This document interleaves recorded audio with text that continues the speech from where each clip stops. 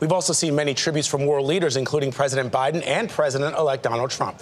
Ed O'Keefe is in West Palm Beach. Ed, good morning.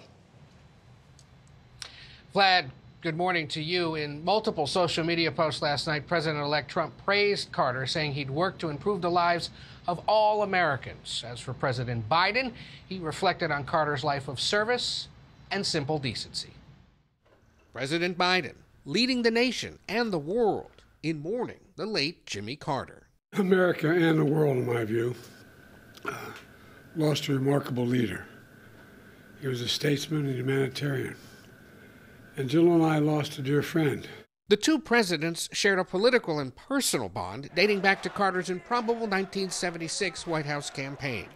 Biden was the first U.S. senator to endorse the then Georgia governor. I see a man not only of our times, but for all times. Someone who embodied the most fundamental human values we can never let slip away.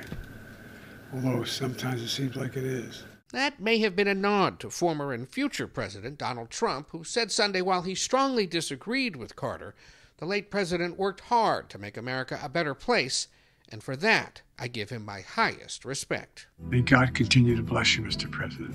Biden and other living former presidents paid tribute to Carter when he turned 100 in October. You've had a heck of a life. Thanks for your extraordinary example of service that has moved millions here in America and all around the world. On Sunday, former President Bill Clinton, now the only one alive to have held the office in the 20th century, said Carter worked tirelessly for a better, fairer world. George W. Bush, who clashed with Carter over post-9/11 wars and policy, said his predecessor was a man of deeply held convictions and that he dignified the office. And Barack Obama noted that Carter had promised to always tell the truth, and he did, advocating for the public good, consequences be damned. World leaders also weighed in. King Charles, who first met Carter as a young prince in 1977, said his dedication and humility served as an inspiration to many. The president of Cuba, a country Carter visited several times, said his country would remember with gratitude his efforts to improve relations, his visits to Cuba, and his calls for the release of imprisoned Cubans in the United States.